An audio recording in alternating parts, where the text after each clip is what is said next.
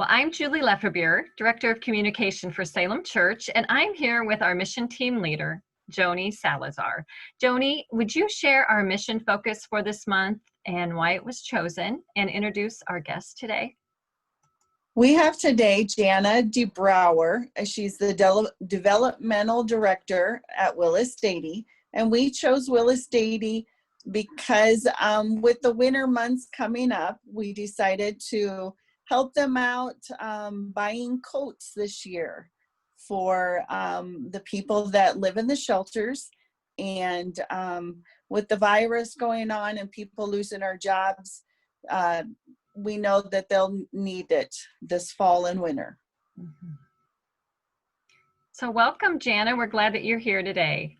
Thank you so much. And thank you to everyone on your mission committee for choosing Willis Dady to be the benefactor for your mission this month. As Joni was saying, yes, our clients always need winter coats. And this year specifically, we have more clients than we ever have. Over the course of the year in 2019, we served about 885 individuals at our two shelters. And this year already, by November 1st, we have served 785. And so that just tells you that there's quite an increase. And when I say our two shelters, we operate the emergency shelter, which is the original shelter that was started as the Willis Dady homeless shelter on 4th Avenue and then expanded a couple of years ago. And then we also work with the county to operate an overflow shelter that is normally open November through March to really take in the influx of the individuals who are persistently homeless, which means that they have been homeless for quite some time. They have barriers that keep them from obtaining shelter and obtaining housing. And those are the people that we find on the streets. And we have a list of who those people are so we can reach out to them and we let them know that the shelter is open. And so those are people who can really use the warm coats, the gloves, the mittens, the boots, anything like that to help them get through the winter, just in case they don't make it into that overflow shelter or don't get the opportunity to come to the emergency shelter or make it in there. Yeah, it sounds, that their coats can really be a lifesaver for them. Yes, so. We can. Yeah, so Jana, is there, besides the shelter, is there anything else that Willis Dady does?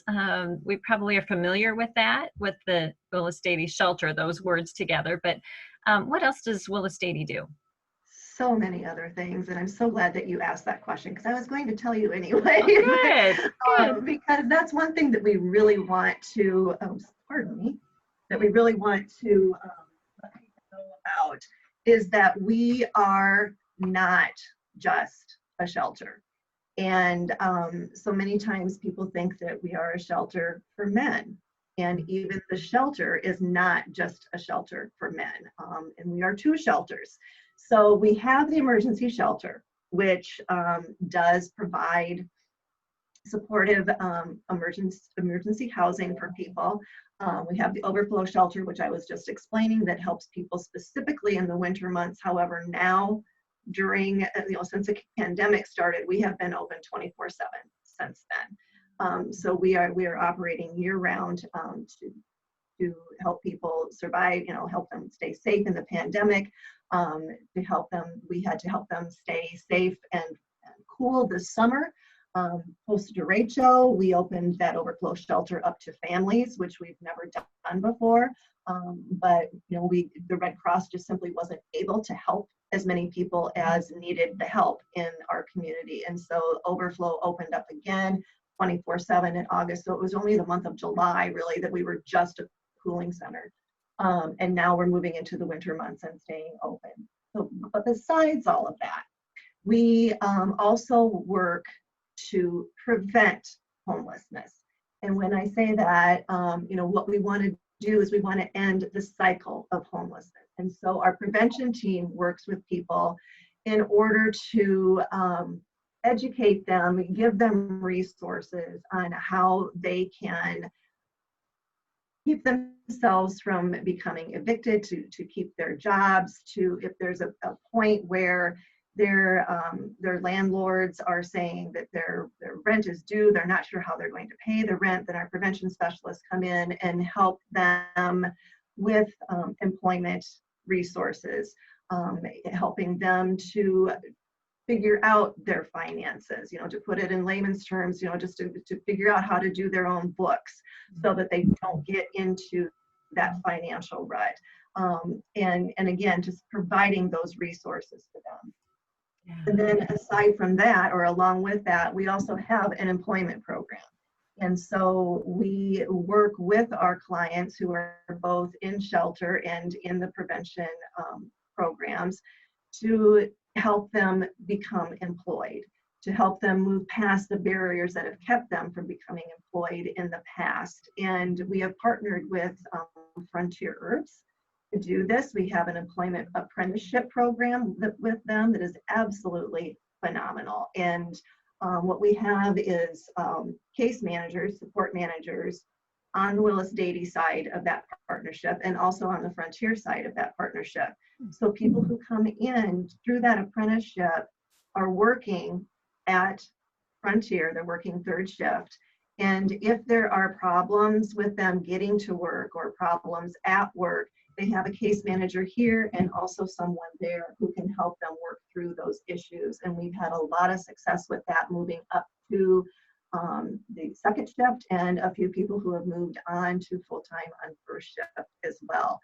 And so, the main thing and our mission is to provide shelter and prevention services to those experiencing homelessness and those who are near homelessness. But also what we are here for is to empower our clients to break that cycle of homelessness and become self-sufficient. Wow. You do more than I thought. So that all sounds wonderful. Is there anything else that you want to make sure that we know about Willis Dady, or Sure. about In fact, what I you didn't do? even tell you everything there, because There's more. The supportive housing that we have 3 houses that offer supportive housing opportunities for people to have their own apartments. And the supportive side of that is they still have a case manager. So they're in that apartment, they're paying rent, and yet they still have a case manager helping them negotiate through that process, so that we don't just say, okay, here's your apartment, happy days ahead, and leave them alone. We work with them that way. And also we have a very strong veterans program, and very proud of that program. Yesterday we had a dedication ceremony honoring veterans who have experienced and are still experiencing homelessness. And we have a new statue now that was dedicated yesterday that commemorates veterans, that is out on our front lawn on 4th Avenue. So if you're driving past the shelter, you'll see it. It's a beautiful eagle. And another thing that I'd like you to know is that everybody who works at, who is a benefactor of, and who volunteers for Willis Dady has such a passion for the mission. Even our clients who are in shelter have such a passion for what we do and want to help, and they chip in and they help out.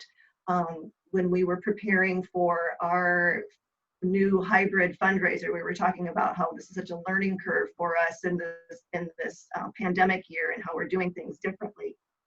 We had a big packet pickup for this brand new fundraiser that we were doing, and we had residents at the shelter at the time who were out helping put up tents to keep the sun off of people, and setting up, and really pitching in. And so it's just a full cycle of passion, and that's, they see our passion, and that breeds passion in them, and it makes them realize that the more we do for them, the more we're seeing that they can do for themselves, that they really can succeed. That sounds wonderful. Absolutely wonderful. Then my next question is, how can we at Salem be of help? What can we do to get involved? And I know Joni and her team have picked you, Willis Dady, to be the mission focus this month to bring in coats, some new coats, or have money to be used toward those coats, which we will funnel through the mission team at Salem. But besides that, or along with that, Jana, what can we do at Salem to come alongside of you and be a part of what you're doing there? There are so many opportunities, you know, and the warm coats and the scarves and mittens are going to be a wonderful gift, and money towards those. And we were talking earlier that, you know, this year has been horrendous. It's been absolutely horrendous. And some of the stories that we're hearing are just heart-wrenching. And we are serving more and more people.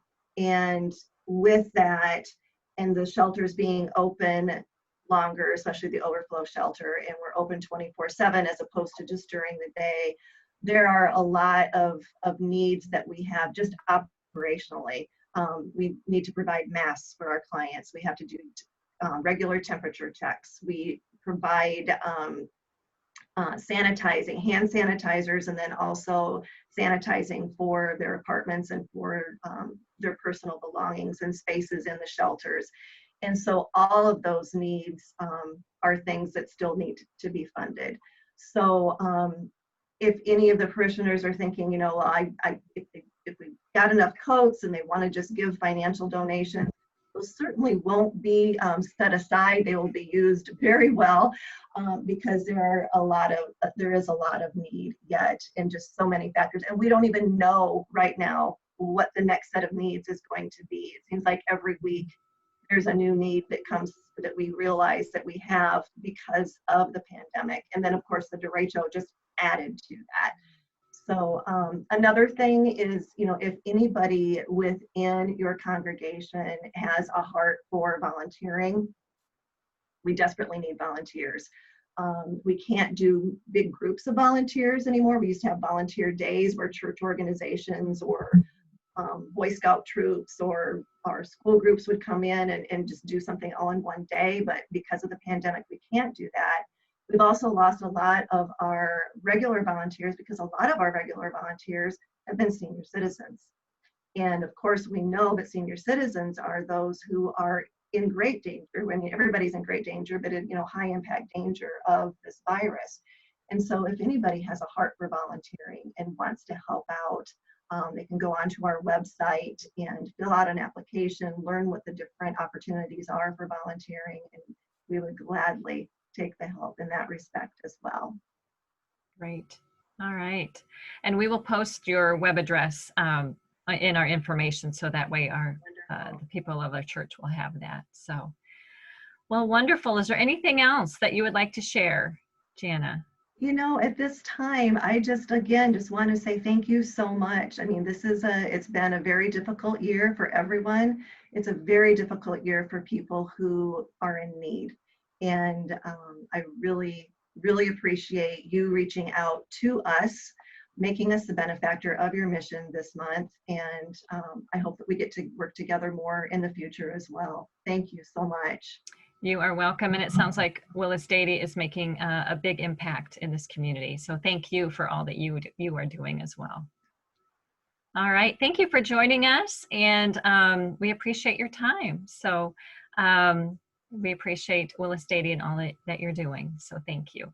Thank you.